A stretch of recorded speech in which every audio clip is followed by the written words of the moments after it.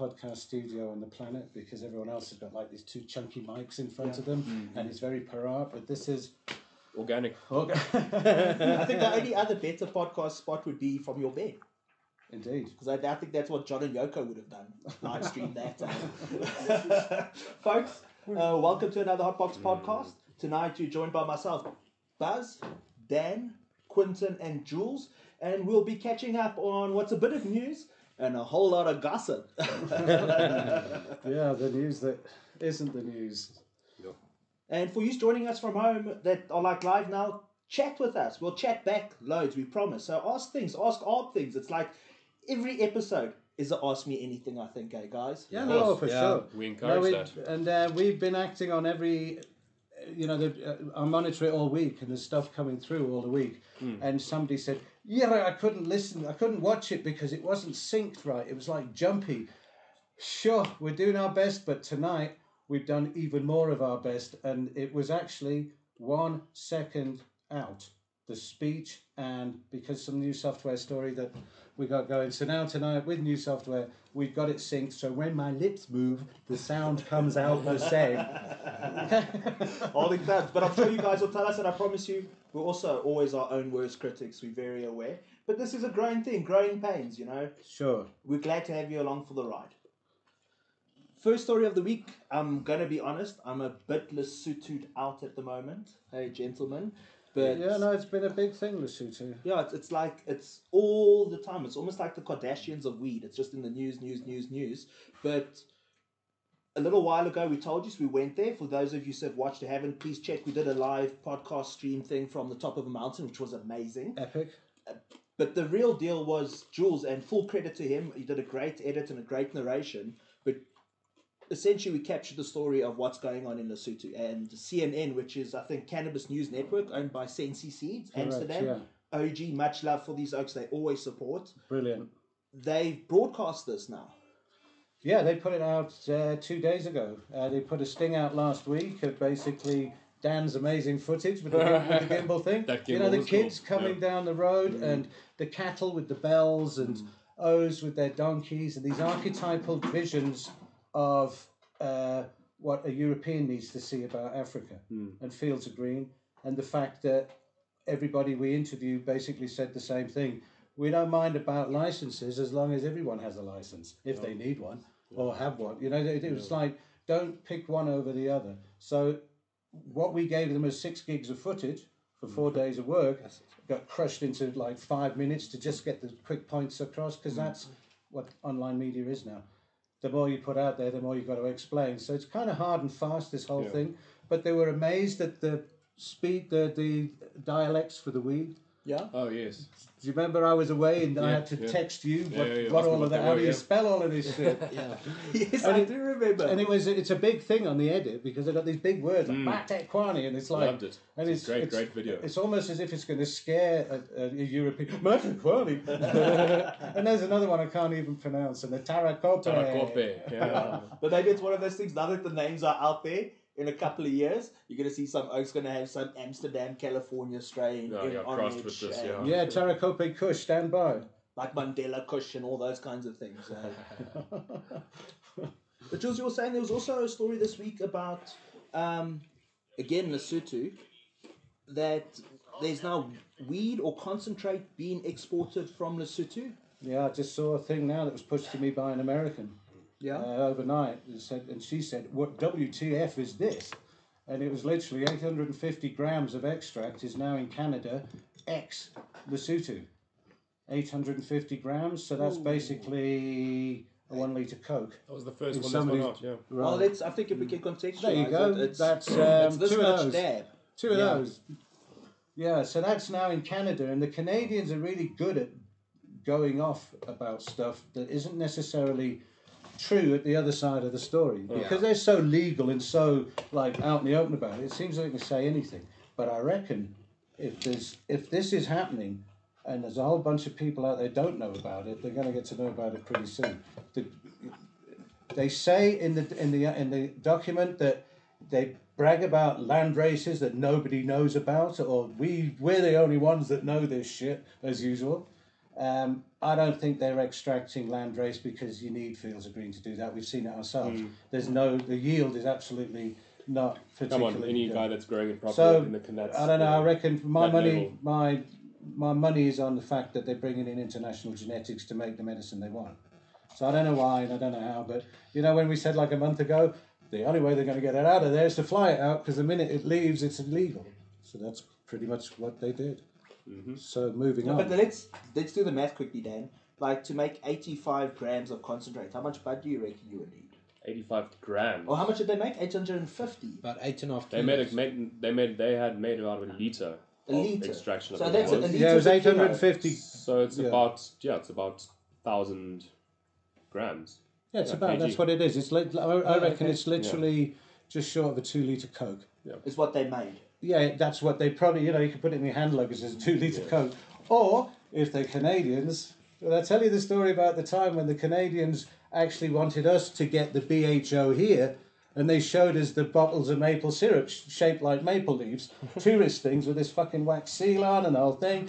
It's like honey BHO, and now we're meant to be doing a deal with them to bring it back here in our souvenir luggage. But it's like taking coal to Newcastle, There's loads of freaking BHO. Why would we want to import it, for Christ's sake? Yeah. So somebody's moving it somewhere for separate reasons. A year ago, I was offered a deal to bring it here.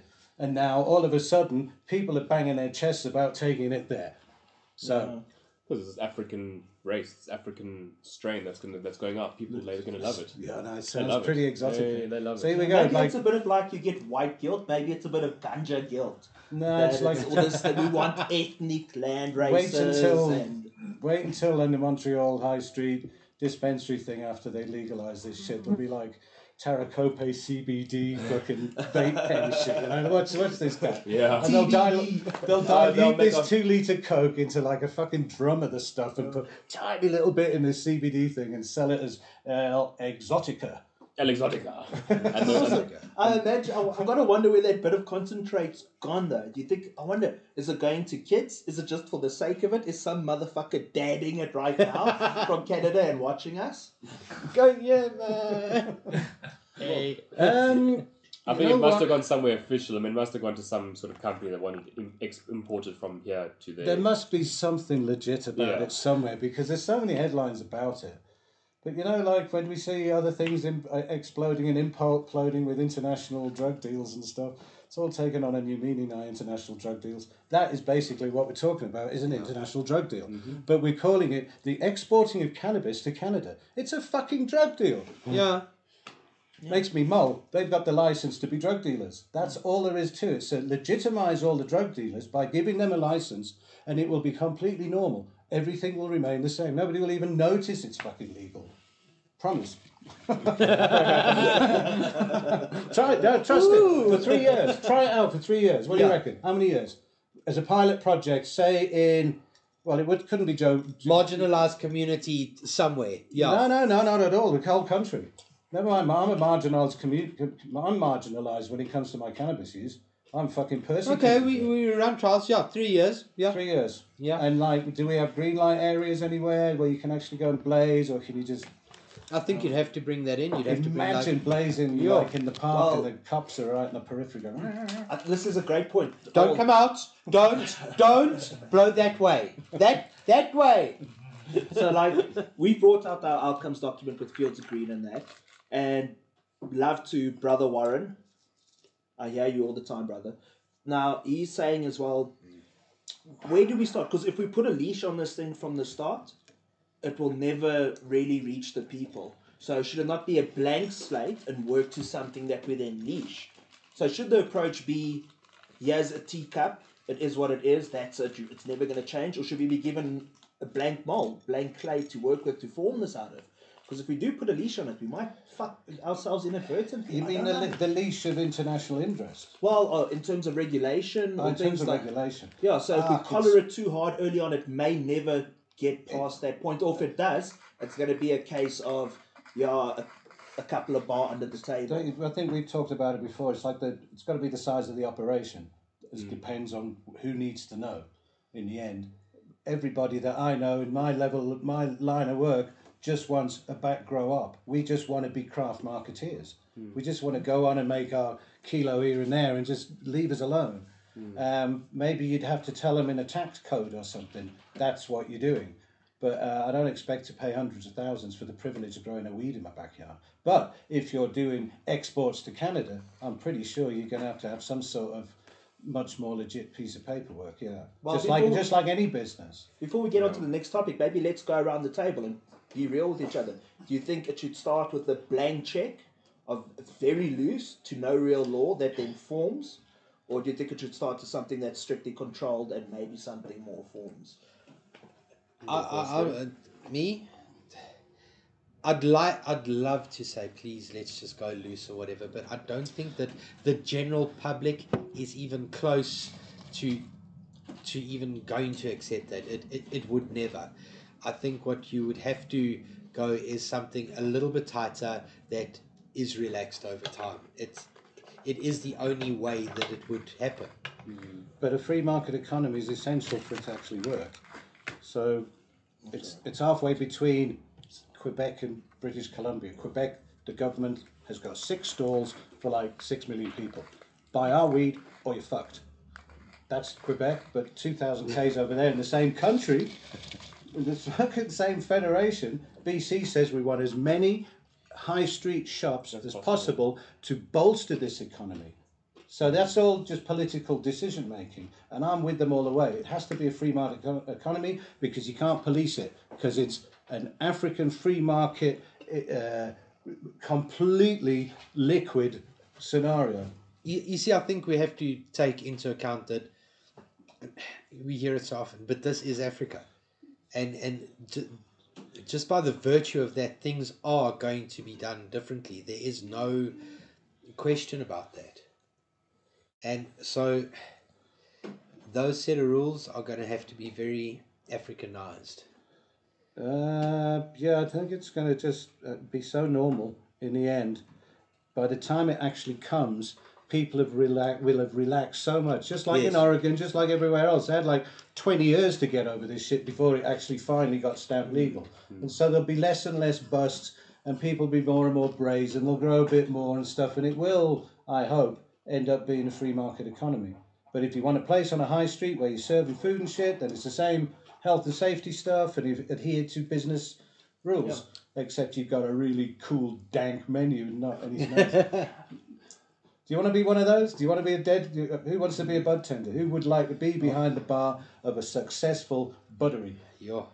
If it was, I mean, if you, like you're saying, if you have a craft shop and you can showcase your product, then of course you would do it.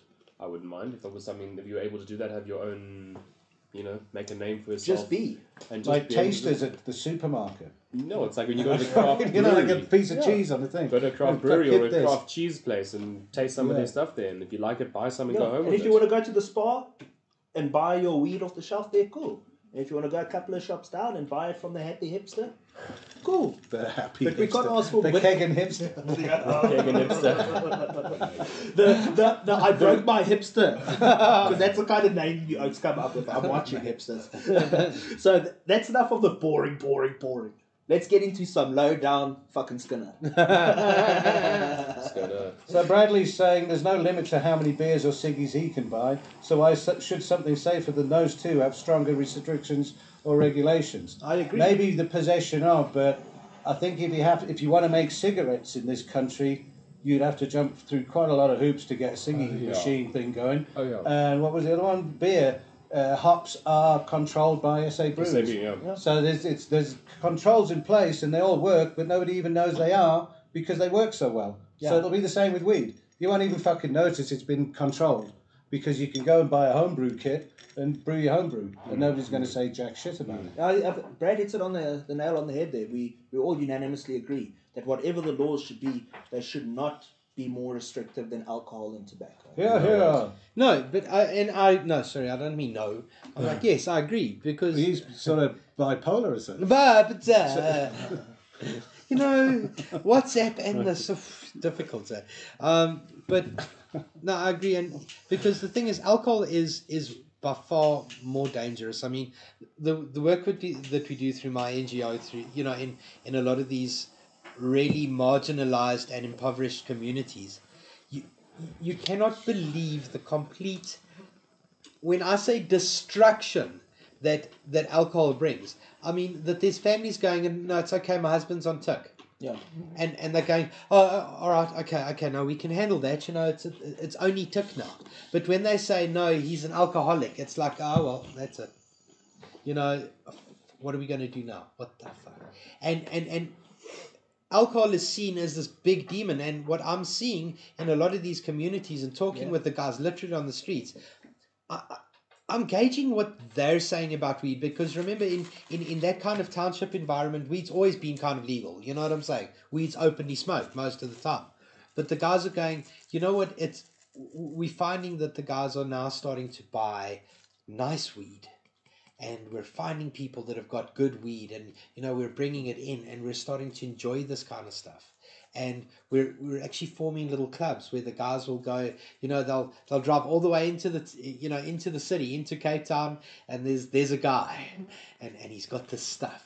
No, but it's always about the stuff, dude. But let's talk a little bit about the stuff. What have we got on the table today, guys? What have we got in terms of dab and schmore? Oh, we've been treated to somebody's live run. They've been harvesting. Yeah. So I got a bag of clip on the recce the other day, and it's like very, very stinky. I believe she's quite the terpene queen. Okay. Or something like that, the popular culture kind of thing.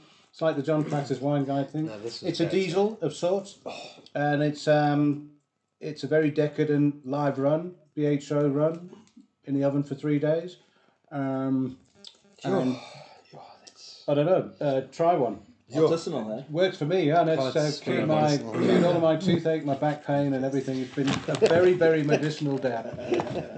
Cured it all completely. And we did it without the aid of a doctor or a barcode or anything like that. We went straight to the source and fuck it. No middleman. Well, I know, you should be proud of us. And everybody should be able to do that. And to hell with the license. Grow it in your garden. Grow it in your garden. Even the trim on a modern high yielding plant that you got to string up for fucking days on end because it's doing this because there's no stalks left in the bottom. I'm not gonna lie, a lot of the modern growing involves seeds that look like Spider-Man just on the plant because it's just. But anyway, so while you guys are loading up there, I've got to say something. Have you got the this is great. You guys know when it comes to dabs, usually after about the second teen hit that I've had like this, I'd be lying on the floor coughing a piece of Don't worry, rubber. we're very patient. We've got another 49 minutes to go. This is great. I've like just touched it 3 times. Yeah. It's great. We've had a couple of actual white as a sheets over in this corner, haven't we, sometimes? Remember Sticks? Jesus, Sticks went like as white as a sheet. He shut the fuck up for about 15 minutes. I think we have Sticks next week, so guys, tune in if you want to check Sticks pass out again. Yeah, no, replay. Cool, so to get into the Skinner, I'm going to do the little boring intro thing now. So for you guys who don't know, Jeremy Acton is the leader of the Dagga Party in South Africa. It's his and Gareth Prince's, and now joined by the Dagga couple's case that's making a big deal and is in the Constitutional Court. So it's getting to that time of year. The Cape Town Cannabis March is on. I think it's on 1st of May or something. It's been running for like a decade now. But for the last couple of years, Bong Along have been pretty much the guys behind making it happen. Now, we touched on this subject, I think, a bit last week, or a couple of weeks ago, about like best foot forward, should Stoner suit up and that. And just to give you a bit of a preamble, the head honcho of Bong Along, Joe Burcoat, and much respect, the dude's got hustle, don't always see eye to eye, but seems real enough. Him and Jeremy obviously got into some sort of spat on Facebook that went on for, I imagine, a couple of days or a week or two. Yeah. And then Jeremy went public with it last week, and I'm going to read you out the blurb. Quote, Smokey Joe Burcoat regarding me speaking at the Cape Town Cannabis Walk 2018. Let's do the thing. Quotes, because this is where it starts. Jeremy David Acton, you wear this suit or you don't speech. I am the lead convener. I say it is so. There's no more asking here. I'm saying this is how it is. And you have the choice to take the suit or don't. So to give you guys a bit of backstory, the deal with the suits. Suitgate. Suitgate. I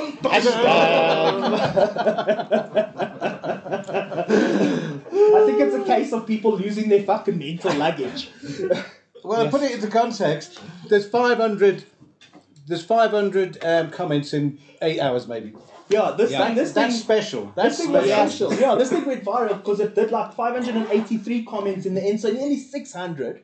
But really, how this played out? So, like in the part of the show where they say this is what happened last week. So, Jeremy would obviously speak at the march because they do a thing on a big truck where people come to speak. And now Bongalong's selling this angle that if you're going to be up there, you need to suit the fuck up.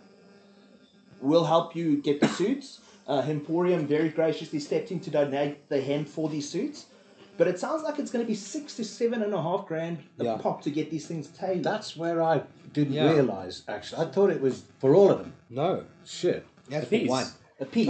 Piece. $6,500 to $6,000 to $7,500 a piece. Okay. Yeah. Okay. Well, I wasn't paying attention because most of the people that were on the thread are people that I know from being on social media, and I understand. I've met most of them, and I understand how they tick. I know their age. I know their population group and everything else about them that makes them tick. And I couldn't believe what I was seeing. And I'm an elder, and I just thought at that point, no matter what he had to say, he should say it in a polite email to me as an elder, and not fucking vent his spleen on Facebook. But that's another generation, I suppose. But Jeremy held his ground, because who the fuck would want to give Jeremy an ounce of opinion? Yeah. He never takes your opinion. He never takes any advice in any form. He never has from me, I don't think, or Myrtle. So for Joe to actually pick on somebody like that with that track record, it was never going to win a goddamn thing. Jeremy is the, and I say this with all respect, the most hard-headed, wonderful man that I know. He is the most principled guy ever. Yeah, no, in the history he sticks to his guns. He sticks to his guns. And he's right.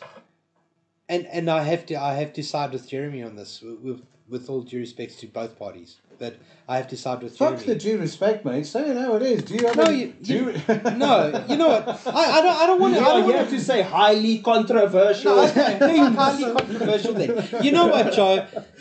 Straight up, he was a cunt by saying that. Joe, you want it straight up? That's what you were, bro.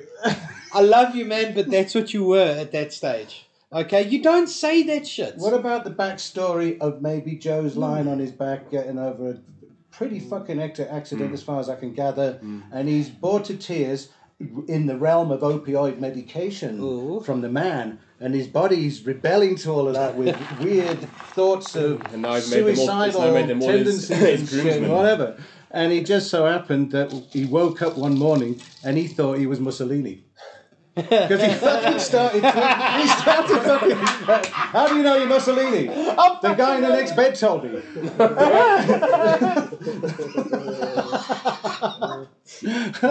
So, it looked a bit sort of bipolar as well, because it was going on too long and it should have been locked down and it should have left Facebook.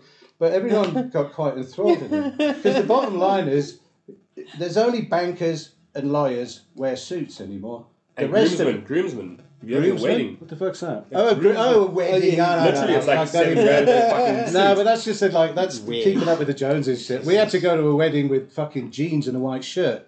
And when we got there, I couldn't believe it. Absolutely everybody at the wedding was in jeans and a white shirt. Yes. I had to buy a pair of jeans.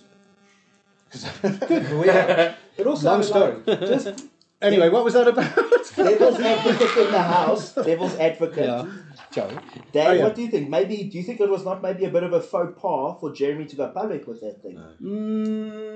I'm not saying I agree with, because I know politics, egos, teamwork, spirit, Ubuntu, all that shit. Yeah. But maybe try and internalize things. Because hear me out. Maybe like this whole social media, Facebook has made people keyboard warriors, and they would rather say it out there than take, beef it out personally one-on-one. It seems most of that thread that day, off and on, there were no avatars. You knew who you were dealing with. It was people with their real names, which is always quite refreshing in the end. Because the biggest gobshites are the people that hide behind a fucking screen. They're mostly the biggest gobshites. So it fucking brought everybody out and stuff. And well, it's a good way to keep it transparent. And make sure that everyone sees it. At the end of the day, this is a thing that everyone must see. I've got a public persona, and you've seen me round here after 3 hours of building some shit or whatever, and I look like a dog's breakfast. Yeah. But then I go and get sorted out, and if I have to go out and talk to a suit, I wear a jacket. Yeah. I don't wear a suit. It would be too pretentious of me to even try and pull it off.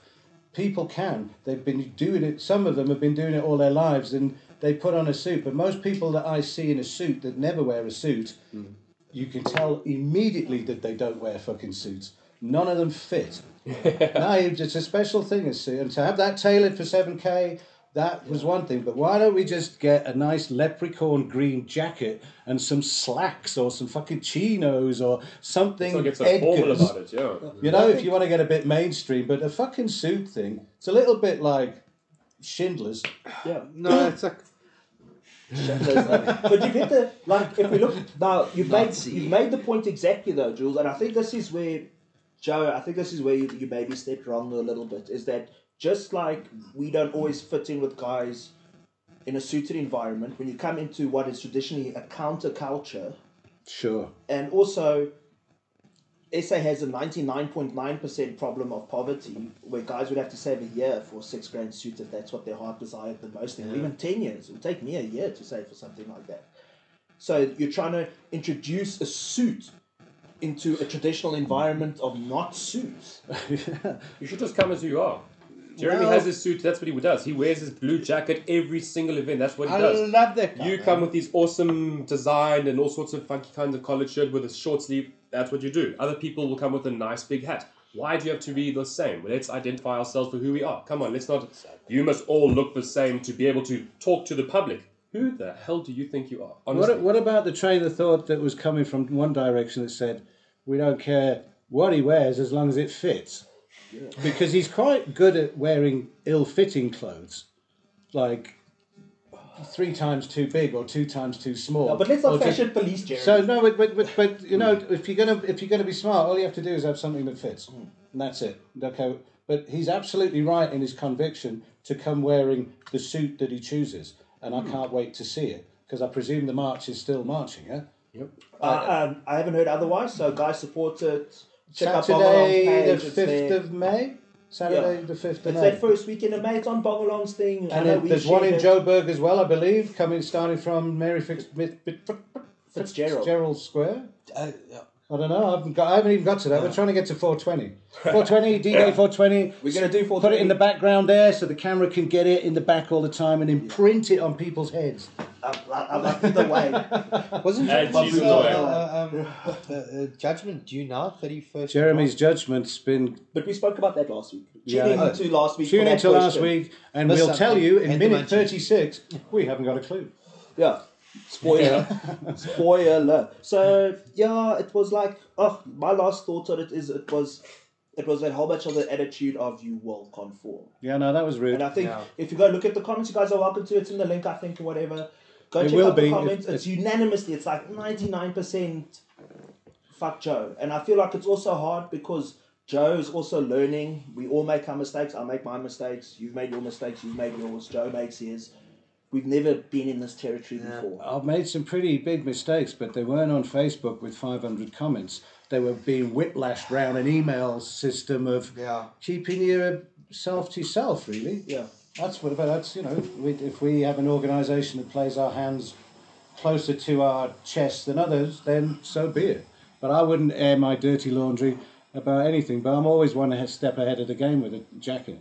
Geez, I've got a nice second-hand jacket in Amsterdam. You wouldn't believe it. Fucking weighed a ton. I've got about a 6-week gap in the whole of the Joburg climate where I could possibly wear it.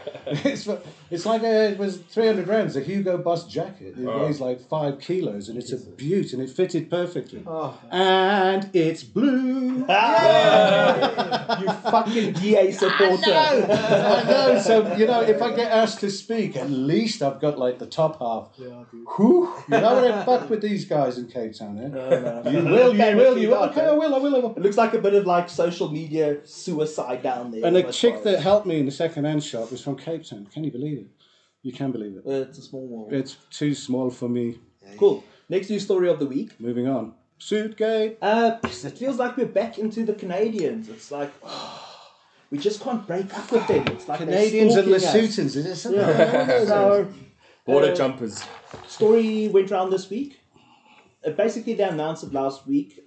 The Canadians are apparently pulling out of the local deal with House of Hemp. I'll just give you a little bit of that. So the headline is LGC Capital pulls out of House of Hemp deal. And the blurb is Canadian-based LGC Capital has pulled out of the infamous majority shareholder deal with South African company House of Hemp, leaving many to wonder what went wrong. The deal with LGC and House of Hemp trended hard over 2017 and was best known for appearing to be a move by South African officials to pull the rug right out from under the feet of local activists and cannapreneurs by selling licenses to foreign companies, as covered in our extensive range of articles. So you can go to the HICO and check all that out.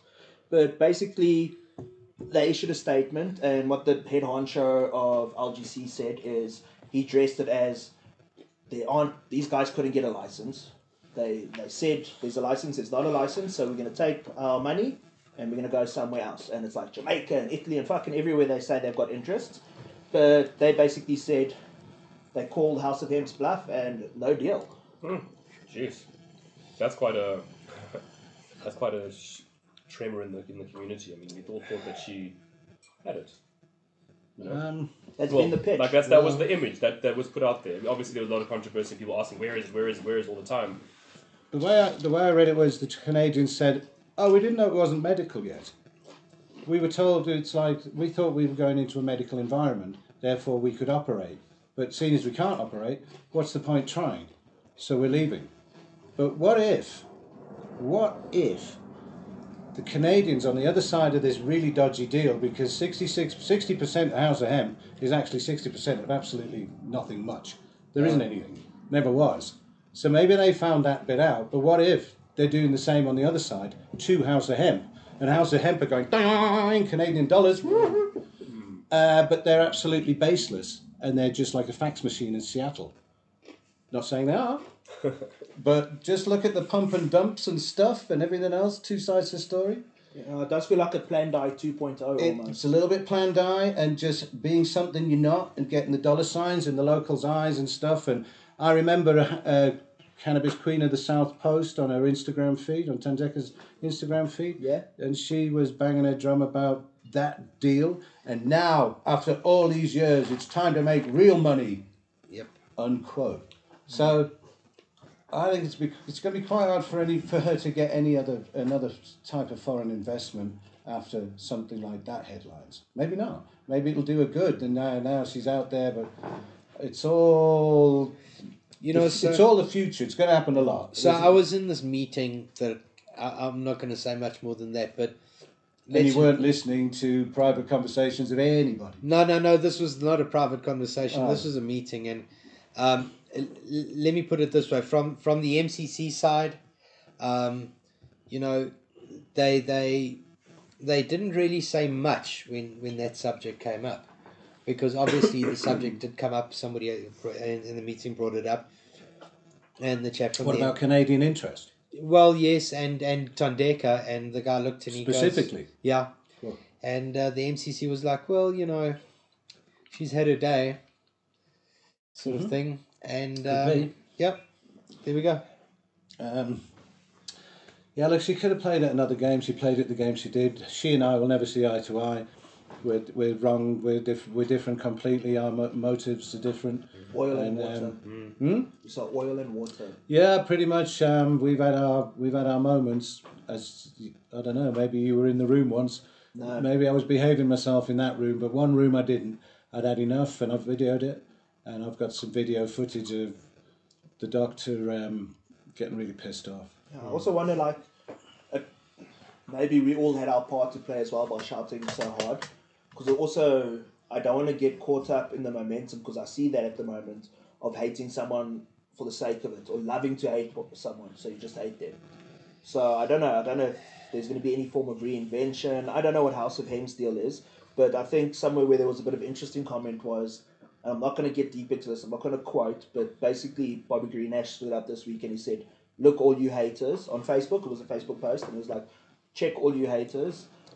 We did it. We stopped this deal. Oh, God. So, it's also, I don't want to get into breaking something down before it's even started, because I see Tony's work in CDCSA, I see the Joburg guys, I see Durban, everyone is trying to form something. See, But I'm yet to understand what role CDCSA played in cock blocking this deal.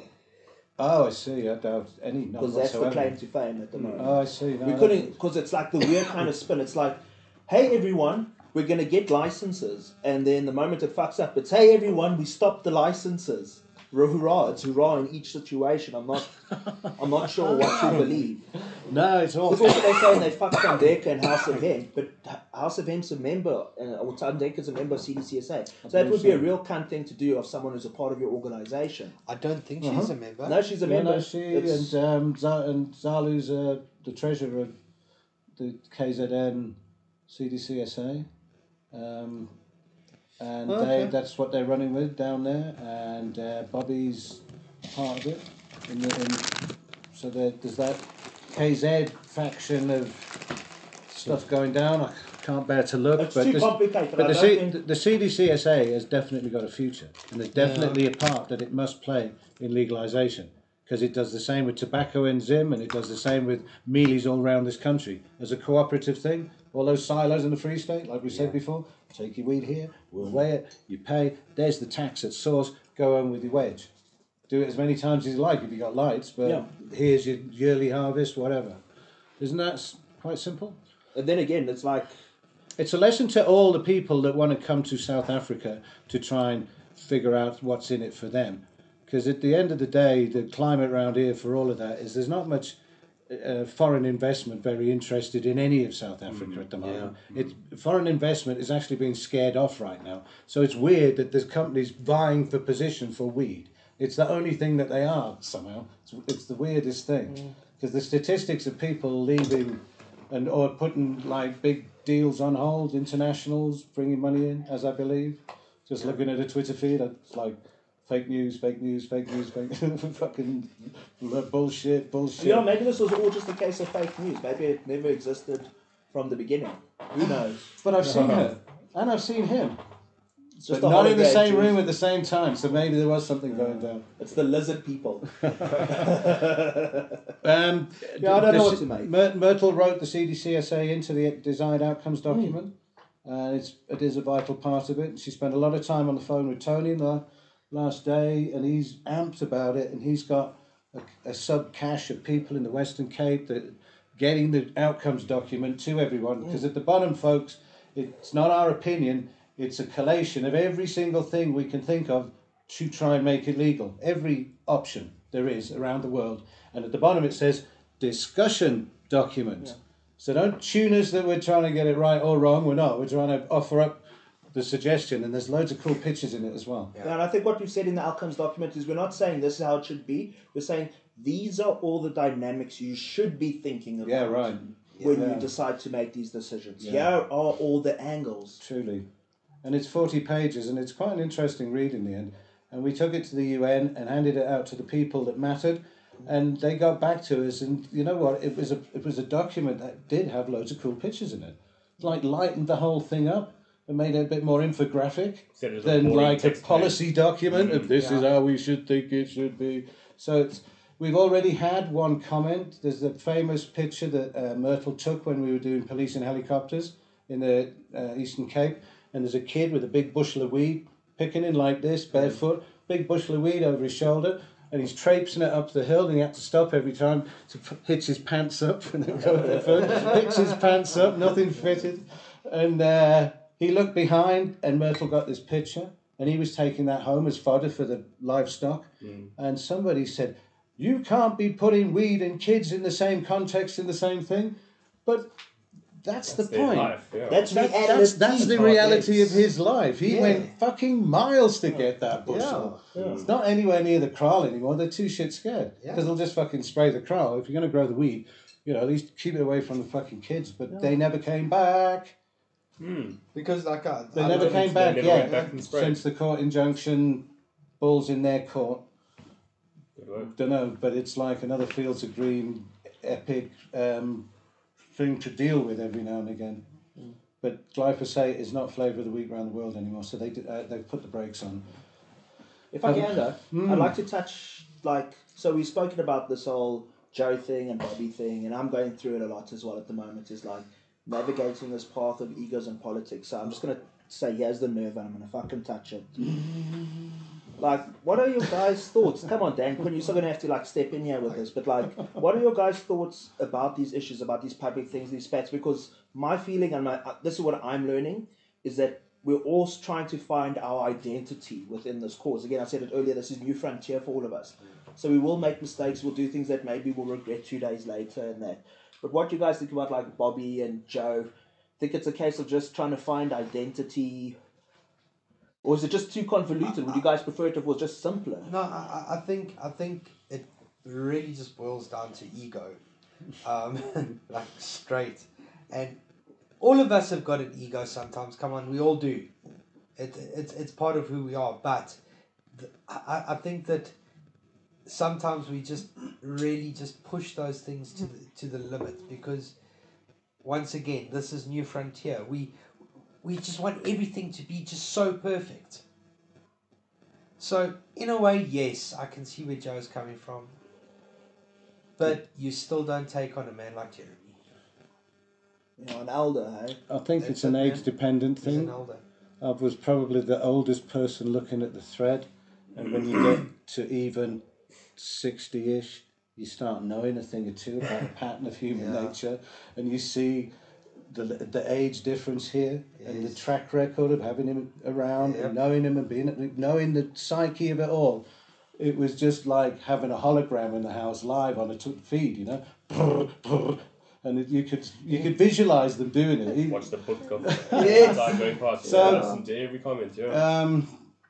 The thing about it all is, Joe should know better, because it is set in stone forever. Yeah. He more than anybody should know, and I think he did leave himself wide open to some serious abuse, because it does sound like this is a pattern that he fucking goes for people online, and then when he gets cuck, he goes, sorry, oh well, let's be friends and smoke a blunt together, Ubuntu and stuff. And some guy said, bro, you've got an issue here. You were always doing this shit. And that was the last thing I saw at 520. Yes. Clang. It was like 10 o'clock at night. There's 520 by then. And I popped in every now and again just to see. This is a Sunday, for Christ's sake. So it was a raw nerve or something going down. But was Jeremy... I don't think Jeremy, in his wildest dreams, has ever had a 520. I don't think I have.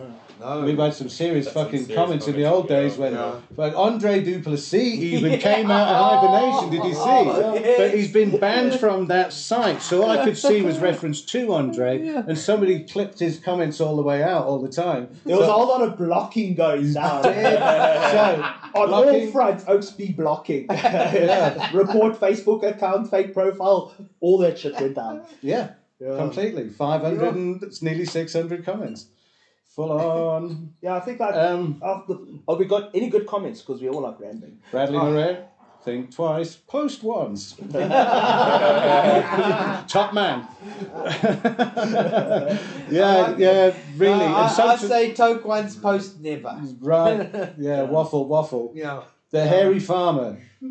You guys need to have a rate my weed section. Send us your weed. Well, where growers stroke individuals can send in a little sample. Yeah. And you give feedback back, being the professionals that you are. Pick us. I would love We to would do that. send it in. Pick us. Okay. Me. So we do a post box at the bottom Just of the send it feed to us. later, and then we'll see how many people photographing that box number when we go and collect them. Okay. There'll be like a transit van with it. Real's the dank guys, eh? Yeah. I Okay, but no, we do need to be rating people's weed. I think that would be an honourable task. Yeah. So they'd know. Just so they'd know, you know. And we'd make a real effort as well. We'd do some pre-production, do some stills. Do the microscope. We would. We'd make it. So guys, send us your stuff. And then also, if you've got cool stuff you want to send us that you feel like expresses stoner culturism, we'd love to unbox it and share it with the world, because it's like that moment. What's better than having something is having something and being able to tell people about. So hey, look, there's Bongalong. Tell us your stories. Yeah, There's Bongalong there. stuff over here. Look, there's a Praxis glass as well. So send your stuff. They get immortalised.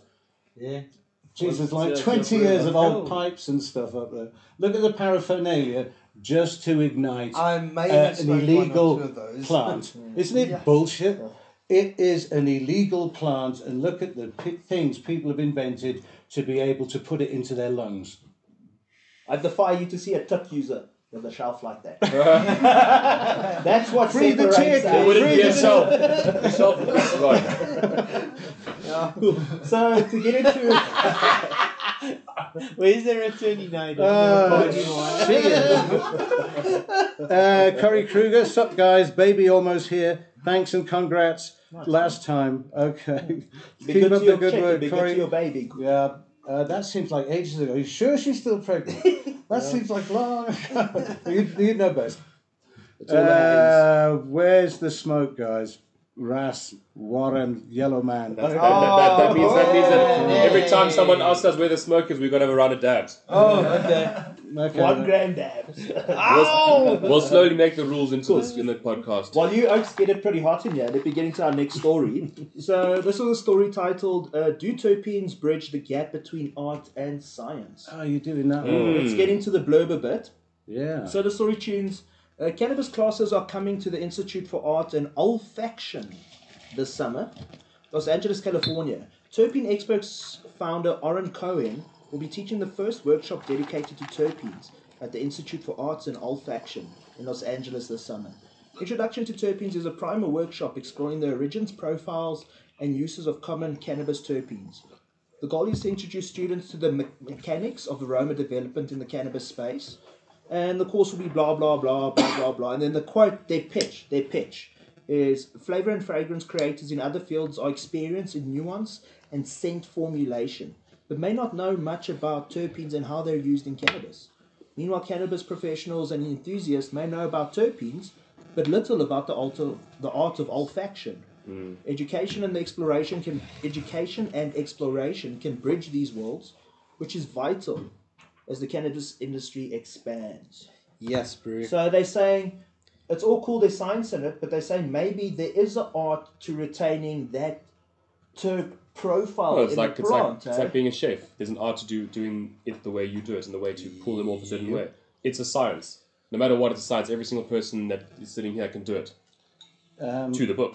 But the way that you do it like an art, the way you put your there's just those little things is that to you not would do it to the book, is to colour outside the margins a bit. Well, you would. No artist. one would ever follow the rules exactly unless it is like chemical reactions where you have to. This kind of thing, I think, if there was, you would be able to stretch it a bit and do certain things to see what kind of extra terps you could get, or the way that they would be preserved. Or remember the mood enhancing terps that we had. So that's what it is about. It's like it is so complex now that they can tweak everything. And when you listen to a coffee shop conversation, it's about terpenes, and people are all talking about terps, and terps is terp profile, the terp queens and stuff. It's all about the nuances of the flavonoids of the whole thing. I think weed is going to go places that none of us ever imagined. Well, that's what it's saying. Weed will actually be able to hit your synapses enough for you to be able to imagine it.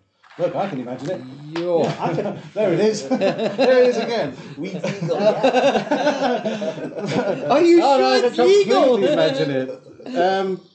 It's an intro. No, it's basically the theory that I have for the judge in the Constitutional Court.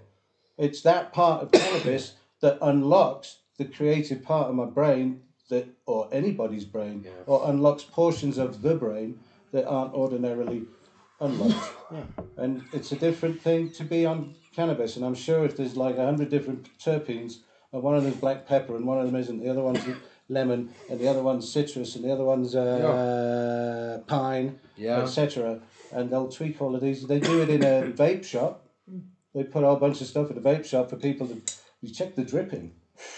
Have you seen it in Joe Bird cars coming out the windows and traffic lights? There's fucking people blowing these places. It's like the dash is on fire. It's like they're running on two-stroke engines. But like my take home from this article was the point of this college was they saying we got plenty oaks out there who get what terpenes are and how to make them and that. But what they're struggling with is that the people that I imagine these products would be sold to in the end, They need the knowledge of people who know what a great bud should smell like, and smoke like, and all those things that make it. The John Platter's So they're trying to wine connect that gap between the oaks who know what a good bud should smell like and be like, and the different ones with the oaks. You know how to put that all together. Yeah, exactly. And to like teach one You got a another. guy that will smell his bud that's been improperly cured or dried, and it's got a slight mold to it, and that's got a certain scent to it. And some people would think, that's just Geez, especially like a good rhubarb. Yeah, you know, and it's you're like a very organic It's got smell. that funk, and meantime, it actually it's a fungus that you smell. Yeah, that's right. So and, it would be very good to be able to get people more connected with the smell instead of just like, it smells like cheese, and that's it. They don't really take in and understand that there's certain smells that aren't they good will to be smoking. when they're given a dispensary with course. a dozen of them There we in, go. they'll understand. Oh, I got that one last time. That one's the strawberry. No, do you know what it's like? Know. I think when that first dispensary comes and we get some oak who's never been in this situation and we put him in front of that, it's like that fucking dog that likes to chase a car but never catches it. You're going to be putting 20 cars in front of him. It's going to be like... So it's tough. It's like me at the cereal aisle. When I go stand and look at cereal boxes, I'm like, fuck. Wait for someone to come past, see what they grip, I'll go with that. Really, choice can really blow your mind sometimes. If you don't know what... not if you don't know, if you're just like, so choice, come on. I do the same with the toothpaste. Think, what the fuck toothpaste do we have? There we go. Which one is it? But that's why you get these bud tenders that would stand behind the counter and say, well, what is it you're after? You know? Here, smell this. It's like, an engagement. No.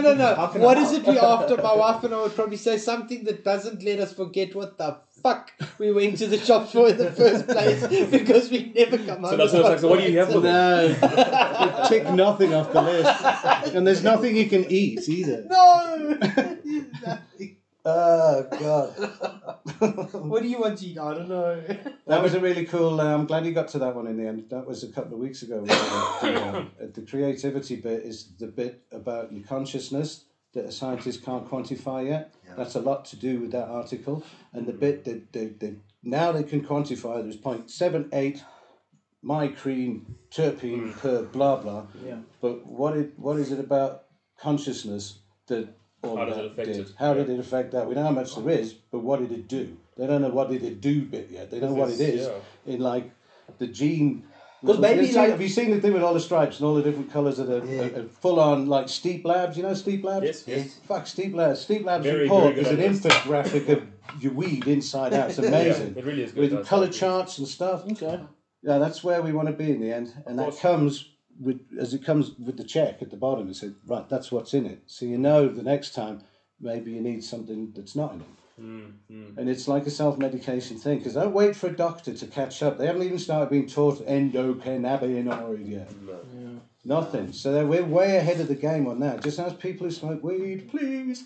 Yeah, because like CBD was the trendy thing for like the last year or two. Whoa. I feel like terpenes the new wave of shit. I see in America, the CBD is rocking it. No. CBD everyone's loving the CBD. Everyone's on the CBD train. I've had 2 CBD strains this week. They were actually quite okay. It's nice not to be completely guffed. Yeah. Because Prohibition brought totally guffed because people want bang for their buck because they don't want to do it 3 times a week. So now they're all just thinking it'd be so cool to have some tasty weed that isn't like 10 rand a gram. Yeah. It's like a mid-range strain. CBD in Europe has been this device to get it legal in Austria. Can't have THC, like I said. So CBD's all over the place, and there's this and vapes and stuff. But there's clones that you can buy that are CBD, that are THC. The clones of THC that you take home, you grow a dozen. Secretly. 6 and 6. Secretly. No. Anybody can grow in their house. Oh. Anybody can grow up to 12 plants, 6 and 6. But it has to be CBD, all of it. It's the only way you can have THC. And you buy it from a shop that sells CBD products. Mm-hmm. And the THC is behind glass, as if it's plutonium. It's fucking weird. It's right here in front of me, the Hemp Embassy in Vienna. That's it. You go down into the basement, and it's just like Hemporium. Some really cool clothing, some amazing bags. healthcare products, skin stuff, and T-shirts, and I've been there stuff, and all the way at the back, under light, with glass, all the way around, like a bank deposit, is all of these mothers that are the THC for the plants that are there in the trays and the little thingies that you take home in a box that sort of wraps around a dome. It's a cool little thing. It kind of wraps up and they go clink. And now there's this little boxy thing that's got all air and stuff. And they go out with their little THC clones off to house to grow their own weed. And it's completely normal. And I imagine it's completely freaking normal, and nobody's got mull about it. If you want to do that, that's what you do. You don't pick it outside and go, get them away from my school. Fuck, you know. So we went into a couple of shops because I was looking for glass as usual. The glass addiction. The glass addiction. And there's no dab culture because there's no real reason to want to dab CBD. But you said they have THC. They have THC, but there's no real dab culture because 12 plants making dabs. You do a crop in like 2 sessions. Once you start getting into that, you're going to be like... what's it, General Jeff Session papers? Did you see the Jeff Sessions Photoshop fucking troll rolling papers? It's like putting Ellen Zilla's face on papers. They've actually made them into 2 different flavours. One's white and one's black. They are real product. Real deal. Yeah, it's the real deal. General Jeff Session papers. So guys, we're coming into land. We've got about 5 minutes left before we hit the end. There's something I do want to talk about because like I brought up reality earlier. Let's be real. There aren't always the best parents out there. And it's on Fox News, which I know is a bit like sensationalist and all that. But the story goes, a second person charged with helping infants smoke marijuana. What? And it tunes the turbulent home life of a North Carolina infant seen smoking pot on a viral video was evident Wednesday as a second person appeared in court on charges of giving her a marijuana blunt. And then it goes on to say these are young parents. These are like teenagers still, like 18 or something. Gene Pool. And I don't know if it was on YouTube or whatever, but I imagine it was a baby looking cute, smoking a blunt. There's a shot of the baby. No way, I don't believe you. Really? Little baby sitting. You haven't seen it. You seen it. Tell us what happens. Okay, and be honest, I know it's a baby smoking a blunt, but I imagine it went viral for a reason. Was it cute? No, we're going to be real. I'm going to flip the other side of the coin. Was it for clicks? Was it for clicks, dude? You know what? It was for clicks, probably. But why wasn't it tobacco then? But you know, let me put it this way. I'm a father of two beautiful kids, and you know what? There's just some things you just don't do. You know. Yeah, but put it on a little drive in here away from everybody if you do it.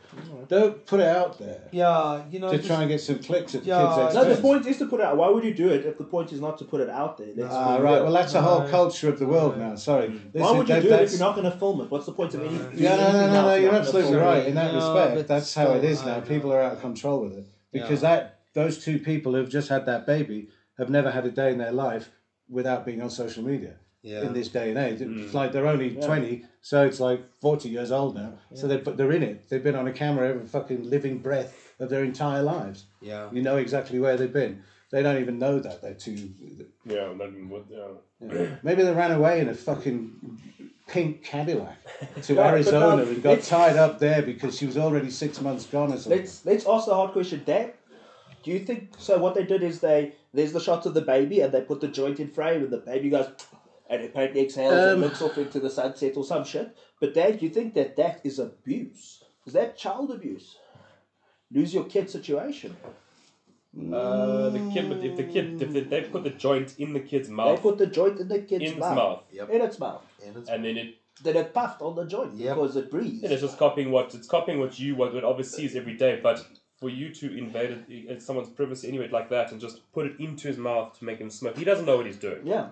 So essentially you're abusing his... You're abusing him. What if you knew that it was somebody that would benefit from it in a couple of years' time because you know that they do must show it. Then they must put it somewhere to say that because we did it because that. Well, I think we never can all- said- No, never no, said, no, look, it's cool. Look at the That's kid good. now, whatever might have. Yeah, no, for sure. then- Before and after kind of Dude, thing. you got to yeah. do. They can't be like, Sure. oh, and then, oh no, but she actually was. Oh, well, come on. I don't Yeah. think, but let's be real. I don't think that had any medicinal intention. Describe the shot. Okay, so the shot apparently is the camera's at the baby's there, baby's here, and the camera's at the baby, and Daddy says, "Here we go," and the baby has a puff. Like no cough apparently. His baby's North like Carolina. a hard OG no coffee on a black. Fresh lungs. I'm not even sure if the video's up there anymore. But No. child abuse, yes or no? Yay or nay, Oaks? Let's be real. That's a hard question. I really just do not think that anything like that should happen. I don't. That is just wrong. Yeah. Okay, is there a court going to ask that question? The court, they're in court. Big Are they in fucking court? situation. Are they, okay. Yeah, the dude, I gotta say this, Darwin. The dude Dar- says, you shouldn't prosecute me because it's not actually my child that I gave the blunt to. I want a paternity test. I am not the baby daddy. Oh. So I don't know how okay. that gets him out of it. Oh, But that's his right, okay. argument. It's Innocent not third... actually my kid, I just abused someone else's kid. Yeah, innocent third party. Yeah. I had nothing to do with it. I wasn't a parent. Wow. But Okay, but this is North Carolina, yeah? Oh, North Carolina. America. So North America. Carolina is, close to the middle of nowhere. That's south, isn't it? It's Carolina's quite red. South, isn't it? It's a red team, yeah. And also, like, No, it is. It's a red team, Yeah. all right. And lank Bible Belt Deluxe, and like abortion bills and transgender stuff, and DFL territory. They'd love to play there. Yeah, no, they'd love to do a couple of fire and brimstones in fucking Atlanta, Georgia. I'm sure. Let's go help those abortion Oh, and I forgot clinics. I could have said something. So I'm not going to say something horrible. Now, like, I lost my point there. It was such a horrible point. You Probably just as well. And the weed. So, it's also, there's going to be questions of, like, have you now infringed on this baby's rights by broadcasting him without his consent? That's going to be issues to come because content ownership. But anyway, because maybe the baby should get the royalties from the video, from the YouTube money, in theory. Wow. Wow. Whenever it's, as far as I know, the only time it's ever happened and the chick won was when a boyfriend filmed the girlfriend and put it out later when she was actually a porn star. Yeah. And she won the case. It was a BBC podcast not so long ago. Did my head in the whole thing. It's probably So Paris Hilton. somebody's actually taken YouTube to task for actually not policing the fact that this was going on. And DMC won it. takedown. So they're watching because they're cleaning up loads of cannabis sites in Canada and Yeah, America. but we spoke about that last week. Yeah, no, it's That's all. last If week's you episode. are even thinking of vaguely trading cannabis or any product to do with ingesting cannabis, then they're on you a bit. It's quite oppressive. It's like Jeff, the Sessions gang is just sort of tuning in.